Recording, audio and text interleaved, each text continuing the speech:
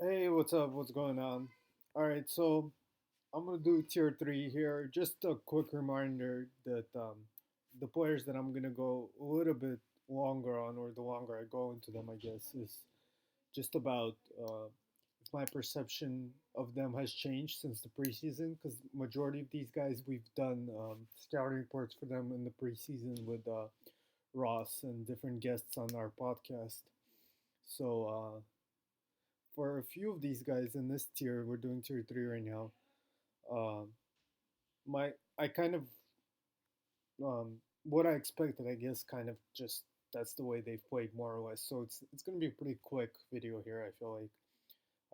So yeah, the first three guys: Paul Reed, number 25; number 24, Aaron Henry; and number 23, Anton Watson, have played more or less the way I expected. And if you go back through the episodes, that me and Ross covered them on, I'm pretty sure um, you could get a pretty good feel for my kind of outlook on their performance just from those episodes. The only differences I would say here is Paul Reed, I think, has kind of made marginal improvements across the board to his game, but I wouldn't say there's any like one thing that he's that's really stood out as him being worse or better or whatever the case, different than I expected, just slightly better across the board, and that's a good sign. For a player who's consistently improved throughout his college career so far, and started out as a kind of undoubted like lesser known recruit.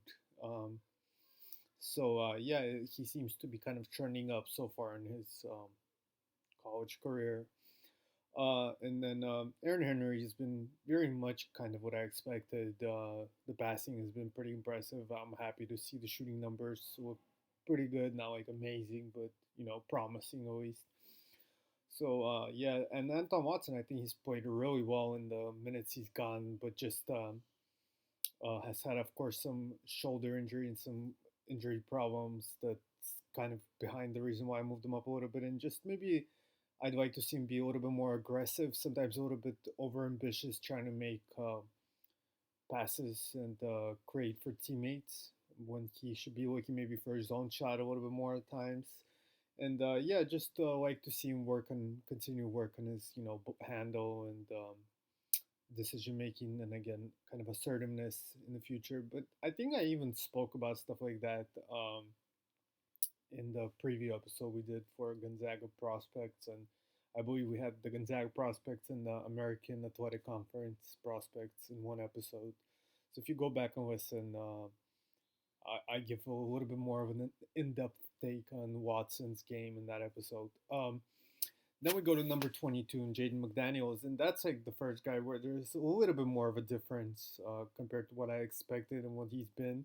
And where McDaniels has really stood out is I feel like his shot making for 6'9" guy his age. There's just not a lot of freshmen that can make jump shots at a high level, off the dribble, off the catch. He hasn't taken many off movement, but his mechanics seem relatively projectable to like movement and off-screen shooting. And again, especially for like a taller, longer guy who's still only a freshman, and it's not like a super old freshman or anything either. Um, so that's kind of been the thing about his game that's really stood out. But then on the other side of things, like the strength has been a really big issue, and he dribbles a little bit too much and kind of trusts his own ability to create facing up and off the dribble, and kind of puts it down on the floor in crowds and stuff like that a little bit too much, and does have some issues with turnovers. Maybe his passing vision has actually been pretty good. I would say like a little bit even maybe higher than my expectations. He's made some nice passes, and has found teammates in situations that I didn't expect him um, to be the type of plays that I didn't expect him to be able to make. But his kind of,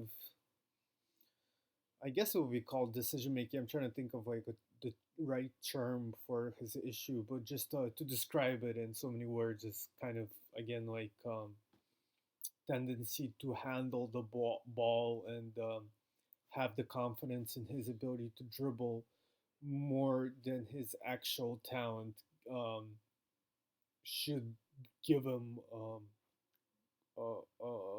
leeway to do. Like he over dribbles, I would say, and tries to do too much with his dribble. So I think that's where a lot of his turnovers come from, and also I would say just his lack of I would say like quickness, I guess, and like quick twitch athleticism. He's not always able to beat guys off the dribble, and the lack of strength obviously really doesn't help with that. As far as bumping guys off spots and kind of carving out space with his body, he's not able to do that at all. But also it leads to turnovers because he can't really create separation and can't really turn the corner, and that of course allows opposing players either to step in front for a charge straight up, or just kind of crowd him and be able to kind of reach in and not be worried that he'll blow by them and stuff like that. And then of course it also hurts him, finishing around the rim. I think he's had a few more some more success finishing in recent games, but at one point of the season, I think he was like in the 40s at the rim overall, and that's like including like transition layups and stuff like that. So that's pretty bad for guy his height. And there's a lot of plays where he'll just get thrown around and pushed around so much. So I think that kind of goes back to stuff. Again, I don't want to rehash stuff that I talked about in the preseason, but his big weakness that I talked about in the preseason is his how weak he is physically, like his lack of strength, and how that kind of counteracts and neutralizes, I guess would be the right way to say it. His size in the way that he's not really able to play in the paint a lot on both ends, and not really able to rebound a lot, not able to finish around the rim, not really. He's a decent shot blocker, but not really much of a rim protector because unless he literally blocks the shot, guys could just go right through him. So yeah, that lack of strength is a pretty big issue, similar to the way it was for his brother in the past. And yeah, even though he's a very capable shooter and shot maker as a jump shooter, I would like to see him take a little bit less of those long twos, and if he is so kind of set on taking shots off the dribble, um, because again, he can't get all the way to the basket because of lack of strength. And Washington seems content with him as kind of their primary scoring option in a half court situation. Excuse me, but I'd like to see at least some of those shots. I understand not all of them, and he's a freshman and he's still kind of figuring out his shooting from deeper range and all that. But at least some percentage of those long twos that he's so apt to take right now, I would like to see become 3 pointers. And I think his overall percentage would obviously be lower than it is right now, but obviously his effective field goal percentage, points per possession, and all that, I would be willing to bet that they would be higher still, even if his percentages go down overall. Um, but yeah, that's kind of my thoughts on McDaniels. There's a lot of what I kind of talked about in that preseason podcast, but there's enough differences that I thought it was worth discussing here. Number 21, Scottie Lewis, another really skinny guy who kind of struggles getting all the way to the rim and has this obsession with those like 1-2 dribble, long two pull ups, particularly for him, the elbow areas. That right elbow pull up, man, he loves that shot so bad. And it's another guy who I would just like to see either turn it into pull up threes or find a way to get all the way to the basket, or maybe look for teammates a little bit more. He was a pretty capable passer in high school. He even played some point guard. Like their high school team with him and Brian Anton, even their AU team. Anton played off ball a lot of the time, and Lewis was kind of the de facto point guard and kind of initiator of the offense and their best playmaker. So in Florida, he's averaging, well, not averaging, but he has like a 3 assist percentage or something like that. He has like one of the lowest assist percentages in this entire list. And, with that kind of a bad assist to turnover ratio, I don't think his turnovers are horrible. Like it's not a huge issue. I think it's more the fact that his number of assists is so low. And again, he was never like an amazing passer, but I think he's a better passer than like one of the worst passers on this entire list. So yeah, some of those elbow pull-ups, and especially like the contested ones, I think he could turn into just moving the ball to the corner or something like that. Because in order to get to that two triple pull-up, even if the guy is still in front of you, you still have to make the defense at least slightly move or at least turn their head or something, so you could kind of get a kick out from that, or if if a guy's one of the guys defenders in the paint or something like that starts looking at you and gets called ball watching a little bit, maybe one of your guys cuts and you could hit a guy for a cut and stuff like that. So yeah, just straight up pass up the shot. Period. Overtaking some of those elbow pull-ups for him, but overall his usage is actually fairly low, and that's kind of excusable for a freshman. Like usage, I think I talked about in one of the previous episodes. I forget who it was regarding, but for freshmen, like low usage could be somewhat forgivable. Tyrese Halliburton is a great example of that last year with a really low usage, and this year is well over 20 usage without much difference in true shooting and like overall efficiency. But still, I think there's ways for him to increase his usage, or at least keep it similar without taking so many of those elbow pull-ups. And I think a lot of it is just being more aggressive, uh, going all the way to the rim, or again taking more pull-up threes and stuff like that. However, other than that, though, other than some of those concerns offensively, where I think he's probably been even disappointing, I'd say offensively, defensively, I think he's been incredible, and I thought he was a very, very good defender and one of the better, perimeter defenders in the class, um, coming into the season. But I thought he was still a good deal behind guys like Isaac Okoro or Romeo Weems and guys like that. But I think he's definitely had some like inconsistencies as far as decision making, getting caught ball watching, as I was talking about, like situations where he'll just you know kind of get caught staring at the guy with the ball, um, and lose his man, or just be out of position, lack recognition, lack kind of focus and engagement with the play and stuff like that. But overall, considering the fact that he's a freshman, even as an older freshman, somewhat, uh, he's still been very impressive and kind of utilizing his length and athleticism in both help situations, and he's been incredible in the on-ball defense. Whenever I've watched him, just completely pressuring the guys and using his excellent quickness and speed to stay in front of guys. I think probably against bigger opponents, like switching up against maybe some of the bulkier wings, like somebody like Isaac Okor or somebody like that. Um, he might get pushed around a little bit and get bullied a little bit. But so far, the guys I've seen him face off against and really defend against, they haven't been like overly strong. One that particularly comes to mind in the recent game I watched, Florida, excuse me, was his matchup against South Carolina and AJ Lawson, and he gave Lawson a lot of trouble and really gave Lawson zero breathing room, and Lawson really struggled getting any sort of look at the basket in that game.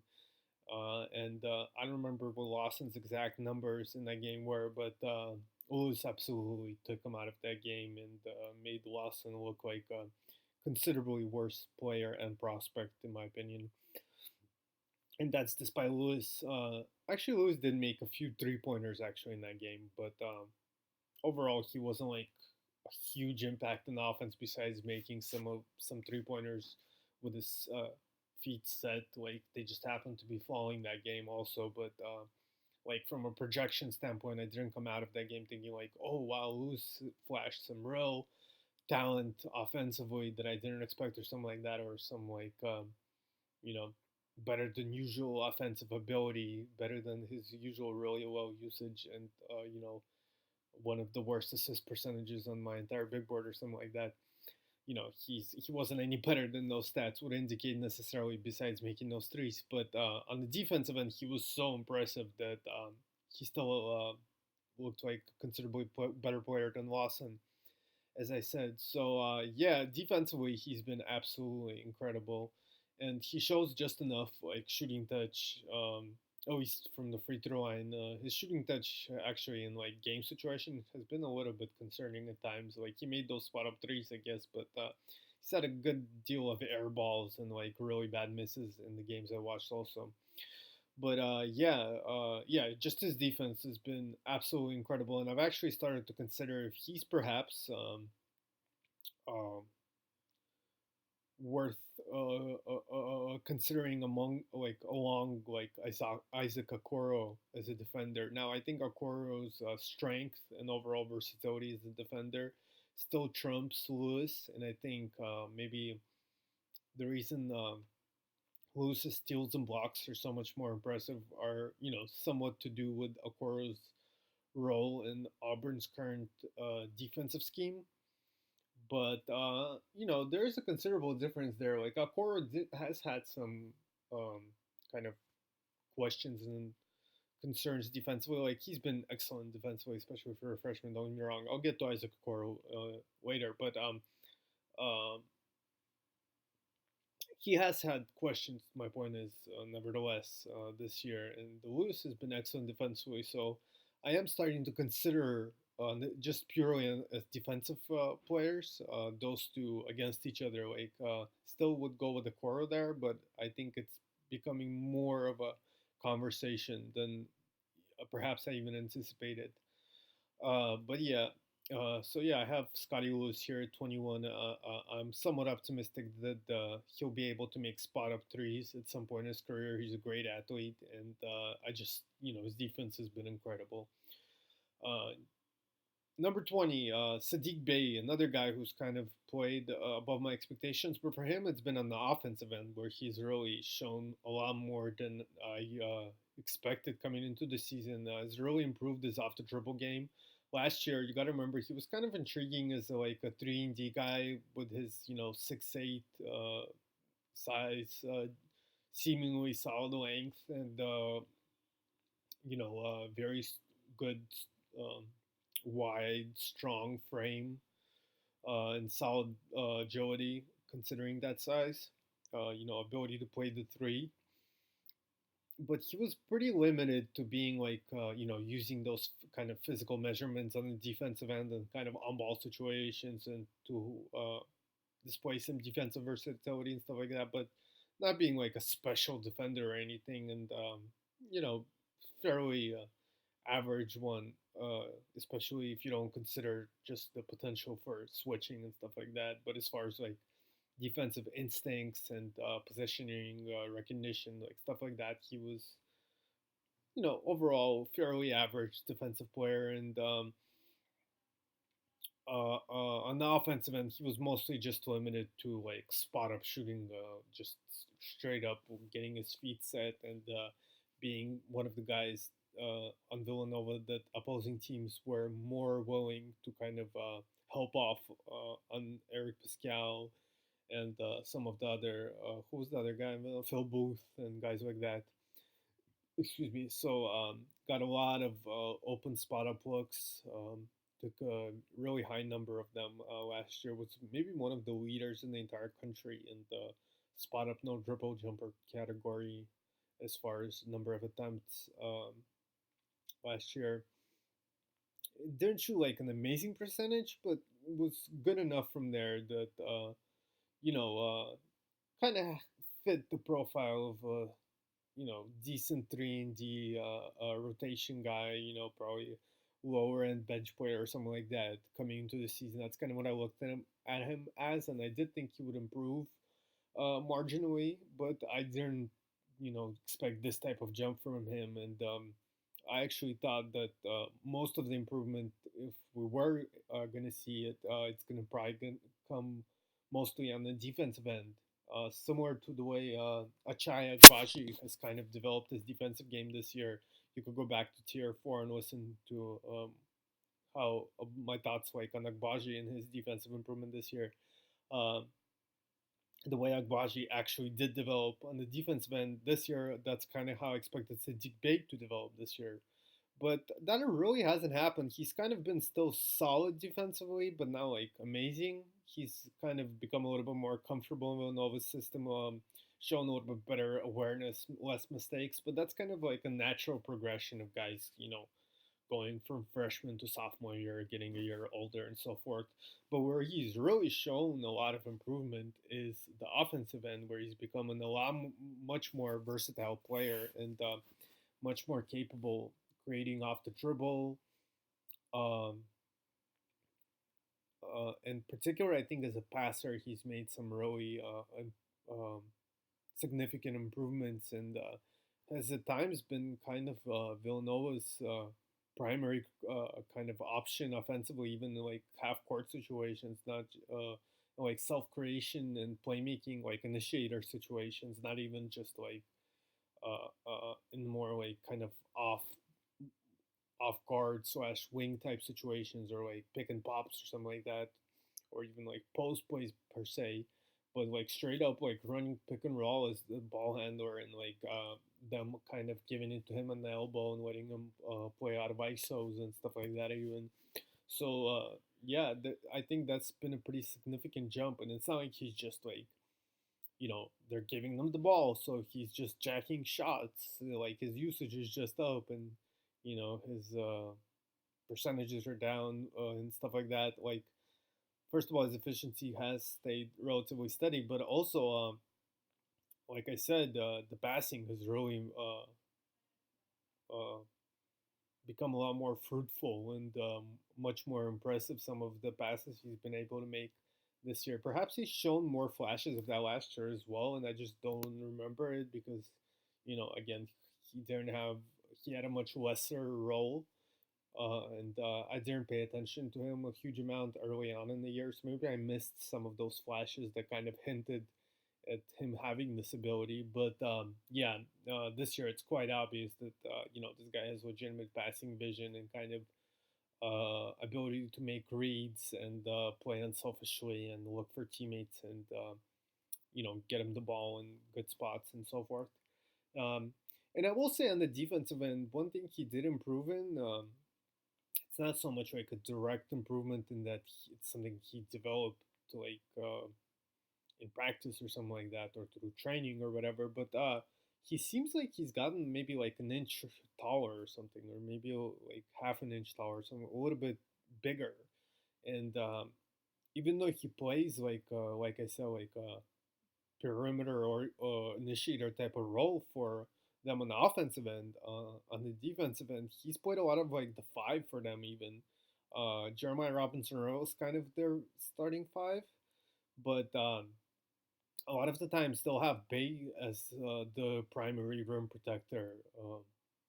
And there's some small items that they throw out there with Bay as a straight up five, or straight up the biggest guy on the floor, like with like Justin Moore,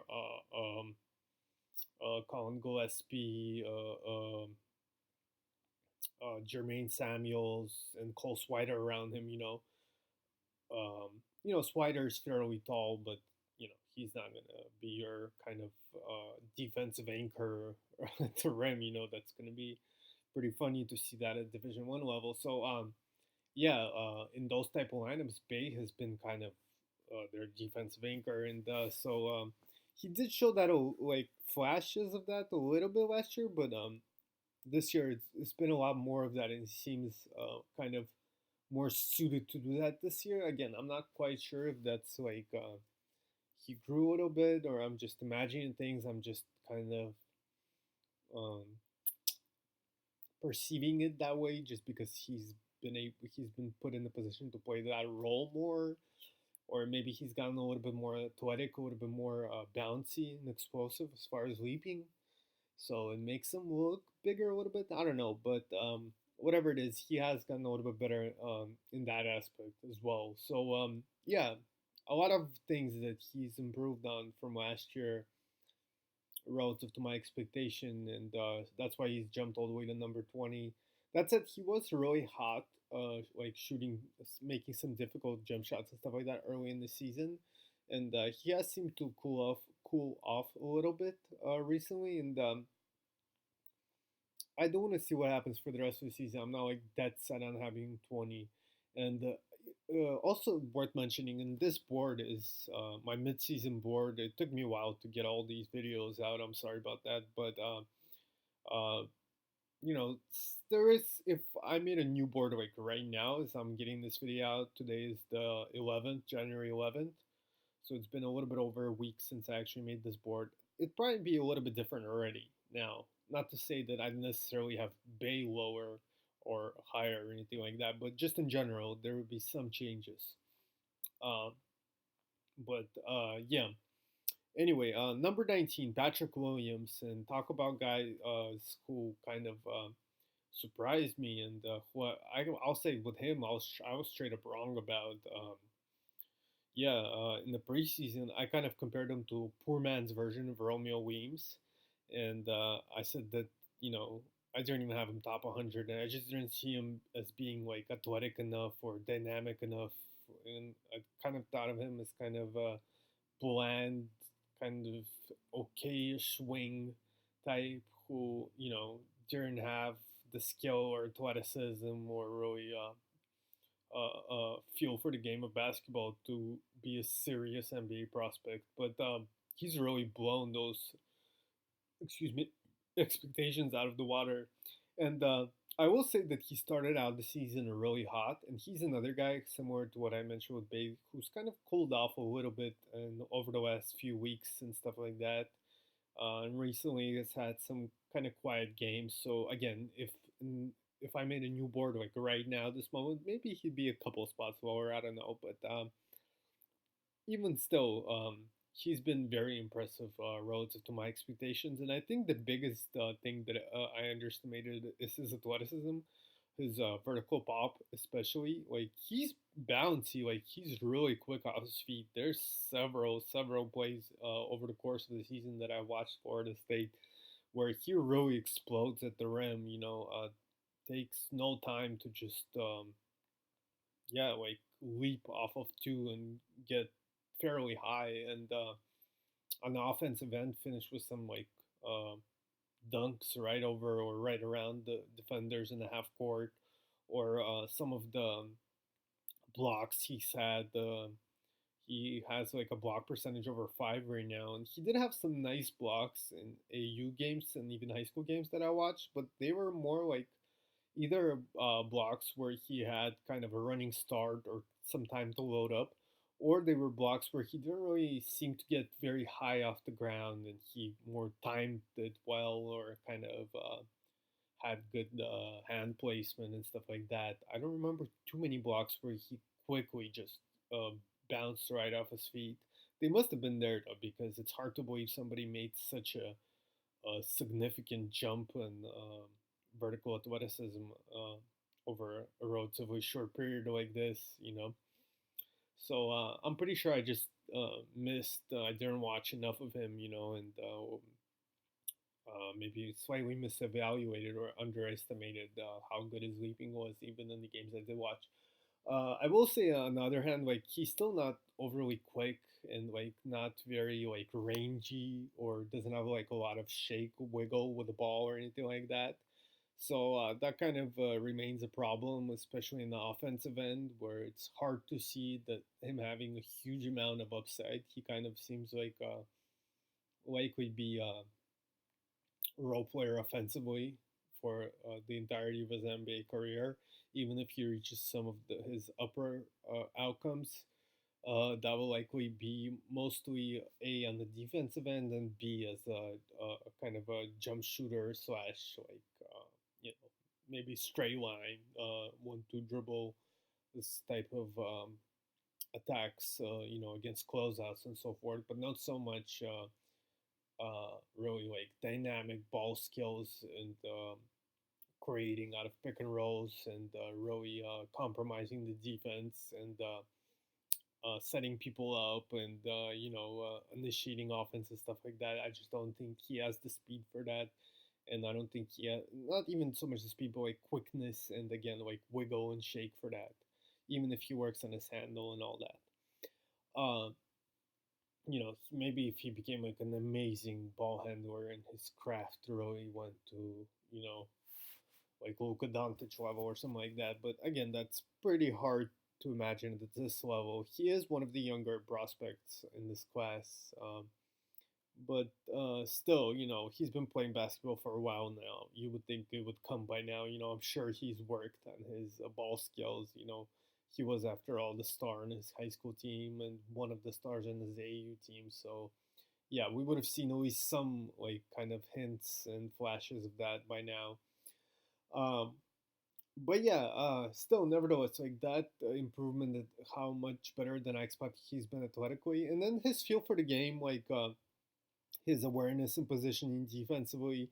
Some of the passes he's made, he's had some kind of similar to what I talked about with Anton Watson, kind of wishful passing, kind of trying to do a little bit too much, trying to throw some like cross court skips, corner to corner type of stuff, where it's not very accurate and just maybe either not accurate in the sense that it's too low and it gets deflected, or it's too high and it floats over your own teammate's head and they're not able to catch it, or it's just stays in the air for so long that the defense is easily able to recover and you made this super risky pass for no real apparent reason. So he has had some kind of overly ambitious passes, but just the fact that he has the vision and the ambition to even attempt those passes. And he has had a few also other passes where they actually have been to the benefit of the team. Usually more simpler ones where it's just kind of he's able to get by his man against the closeout or something like that, and he draws the defense. But a lot of times, guys his size or his age, once if they get by a defender and another one comes over, they're kind of don't not sure what to do and either get called for a charge or take a difficult contested mid-range shot or something like that. Whereas he's able to see where the help is coming from and kind of make a little quick drop off to the dunker spot, or uh, easy chest pass to the a strong side corner where there's a shooter open or something like that. And he's fairly unselfish too. Moving the ball is kind of a link in the chain type of passer as well. So again, I wouldn't say he's like an amazing passer. I definitely think there's a couple, 3 and D type of wing talents in this class who are similar age grouped as him that I think have better vision and kind of passing acumen. But he's surprised me a little bit in that uh, skill set of his. I didn't really see a lot of that from him at the lower levels. Um, and of course, he's shot really well from uh, the free throw line. He's, I think, in the mid 80s last I checked, if I remember correctly, something like that.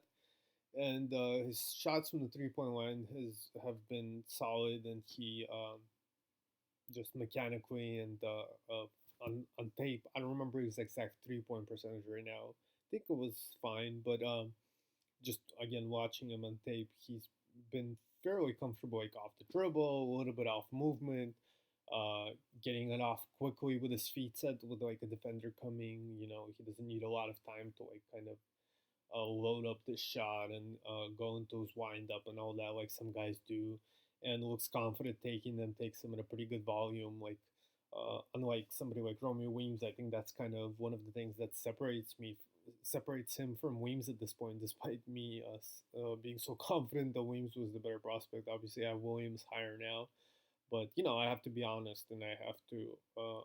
I can't. I'm not gonna stick to Weems just because that's what I said in the preseason. I'm not trying to make myself the past me look good. I just want to get the draft as correct as possible. Um, so yeah, the reasons why I'd have him over Weems now. First of all, what I talked about with the kind of vertical athleticism, Weems doesn't quite have some of that bounciness that Williams has shown this year. But Also, I'd say even more than that is the shooting confidence and ability to get the shot off um, in kind of uh, or maybe not even able. I feel like Williams sometimes is able, but it's kind of just doesn't necessarily do it, or doesn't have the confidence and kind of mentality to do it.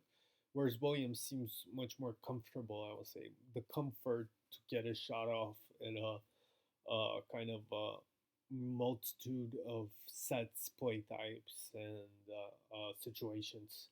So yeah, those are kind of the two main things that kind of moved Williams ahead because I do still think they're very similar. But whereas before I kind of thought they were similar, but Williams was the worst version. Now I think they're similar. Period. They're very similar to each other, but Williams has a couple things that I think he has a little bit higher, gives him a little bit of a higher upside at this stage.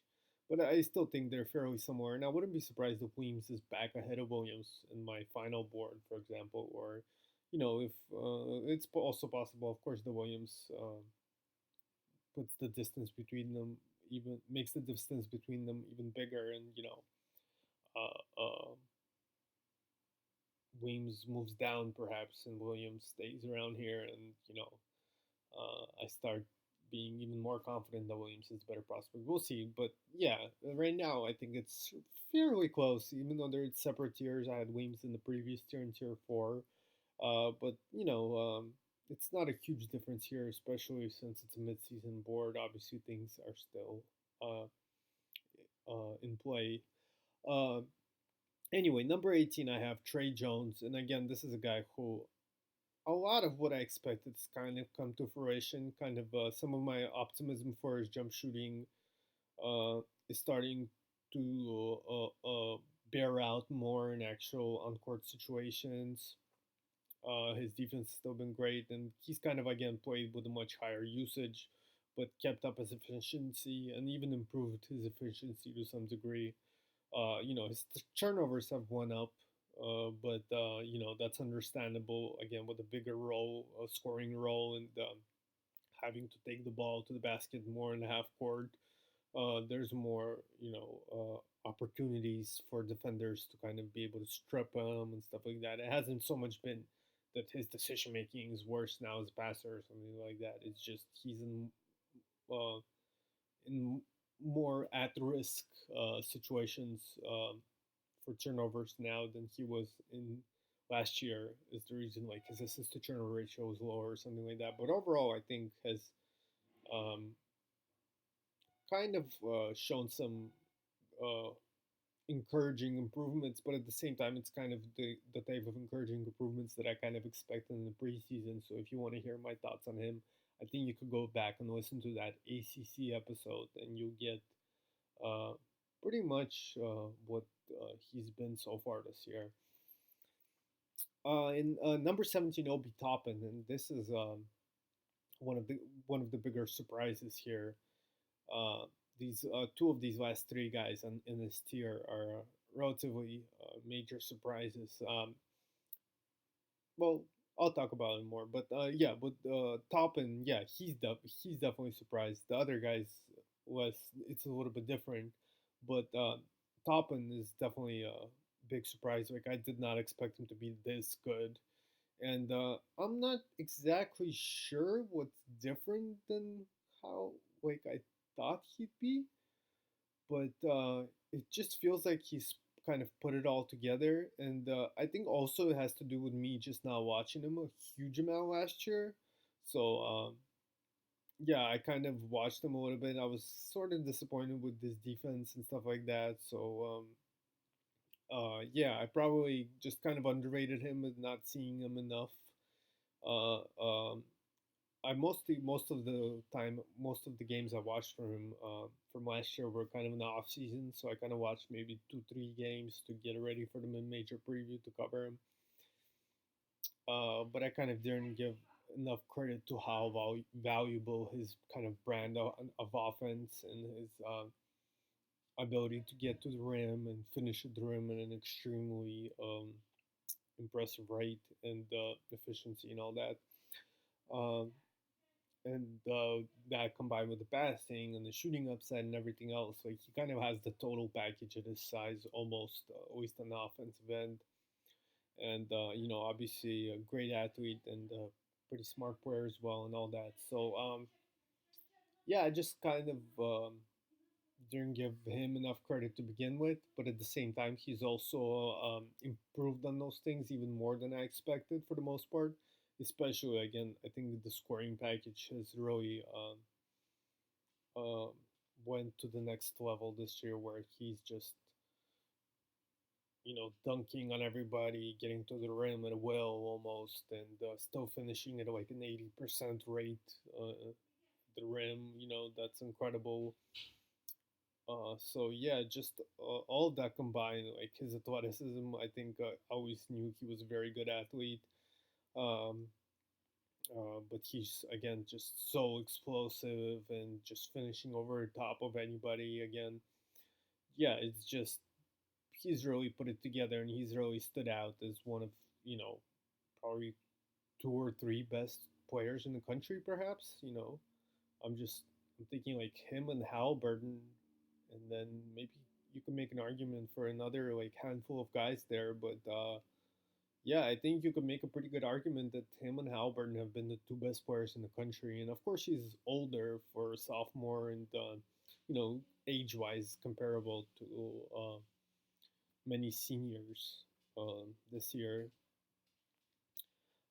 So that kind of dampens his status as one of the top players in the country. That the fact that he's older, it's kind of less impressive in that sense. But still, when you're one of the best players in the world, that's not in the NBA right now. Even if you're a little bit older, that still should put you in the conversation for Lotto, in my mind. And you know, defensively, there's still questions, but I think I'm just bought into his offense to enough of an extent that unless he's just absolute like horror show defensively, I think in a draft like this one, he's worth pick somewhere in the teens area.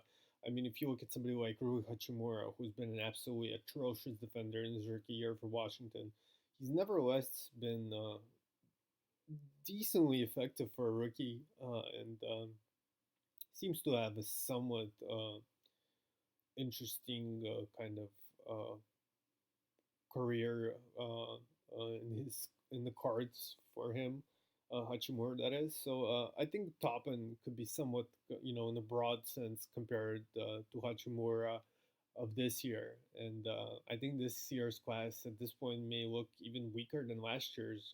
So with that in mind, Hachimura is probably worth picking the teams last year, or at least like early 20s. Um, putting Toppin in a similar spot here, I think, is kind of the right spot for him. Number 16, Aleksej Pokusevski. I have not watched Pokusevski this year since, the summer when we did our international preview.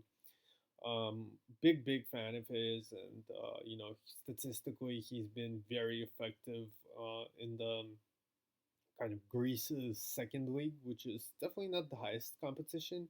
It is, of course, has been brought up by ESPN and some major media sites, but still worth mentioning that that's the very league that Giannis, of course, came from. So that's a little bit of an interesting coincidence, but not saying Pokusevski is the next Giannis by any stretch, but you know, another guy you could perhaps compare him to that I did recently, statistically compared his performance in FIBA and Adidas Next Generation tournament to the performance of Dragan Bender in the youth FIBA play and in the Adidas Next Generation tournament. Excuse me. And it was just interesting to see because I remember how much I had overrated Bender in that 2016 draft. So I was thinking that I'm a big Pokusevski fan, and I was wondering if I'm perhaps making a somewhat similar mistake here and kind of overrating Pokusevski. But I don't think I am, honestly, at least from that perspective. Maybe I am making a mistake, but like I don't think from that perspective this is necessarily a mistake. Because first of all, obviously the reason I had Bender way too high there is because I had him at number 2 in that class. If I had him in number 16 in that class, it probably would be still too high, a little bit too high maybe, but it wouldn't be the worst pick in the vacuum just because in the time of the draft, you're going for upside, and you know some guys just don't pan out. That's the way things are, and Bender was definitely a kind of risky choice with how young he was and the fact that he didn't play a lot of minutes at the pro level and so forth, and some of the inconsistencies that were kind of showing themselves in his game at the time, even in like FIBA youth play and stuff like that. And that's the case with Pokusevski here. I acknowledge his downsides and the fact that he very well may never make much of an impact in the NBA, especially as a scorer. Dragan Bender has really struggled scoring at the NBA level, and he was, not like enormous amount, but pretty substantially statistically better scorer than Pokusevski has been in the same kind of youth tournaments. Um, but on the other hand, Pokusevski also has 3 times as high of a steal percentage and 2.5 times, more than 2.5 times as high a block percentage as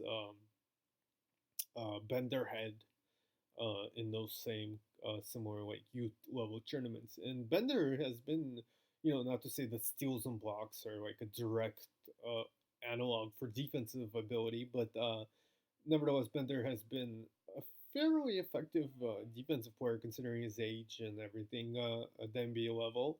So, well, I won't say fairly effective, but that's been far by far the thing that one of the things that's kind of uh, uh, uh, what's the best way to say this?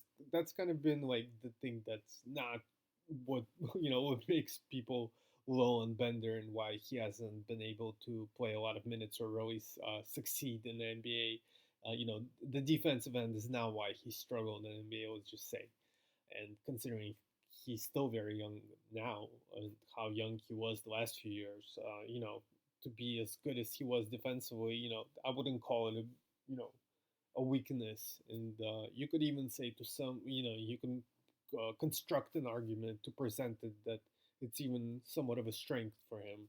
Uh, but considering Pokusevski is that much better in steals and blocks numbers, that's even in just those two things. Even if he's worse in some other parts of defense, being that much better at those two things is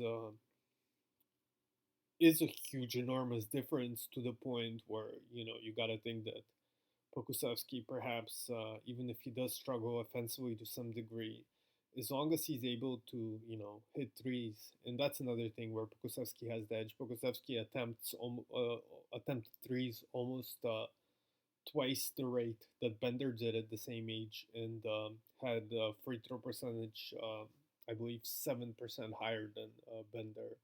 So Pokusevski kind of projects as a better shooter, and that's definitely one of the things that's kind of held Bender back in the NBA, is just never being able to consistently stretch the floor and kind of take advantage of his offensive skill set as far as some of his passing ability and ball handling, because teams just didn't respect him as a shooter, and he just didn't have the touch and like the skills to consistently hit NBA threes.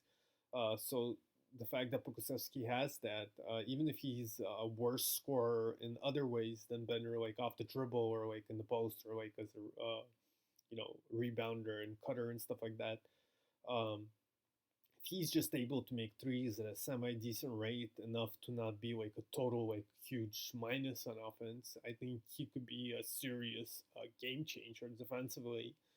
Probably not as a rookie, of course, or maybe not even as a second year player, but eventually down the line, somewhere like now in his third year, Jonathan Isaac, look at the monster he's turning into defensively. It may take even longer than 3 years for Pokusevski, but at some point, I think there's a decent enough chance. Again, I'm not saying he's for sure going to be as good as Jonathan Isaac, obviously, but there's a decent enough chance that I think he's in a draft like this one. This is a upside play worth taking, and I think so many of these guys in this tier, especially, are kind of like maybe not overly risky, but also don't have like a huge amount of upside, like somebody like Patrick Williams or Saddiq Bey. I think will find a way to stick around in the NBA and be at least mildly successful, but also, well, like I talked about it with Williams in particular, probably will never have like a huge amount of impact that they make uh, toward their team's ability to win games and stuff like that. They'll be like slight positives or something like that in the kind of upper crust of their median outcome or whatever. Whereas with Pokusevski, at least on one side of the court, there's like real game changing upside. Yeah, and then the last guy, number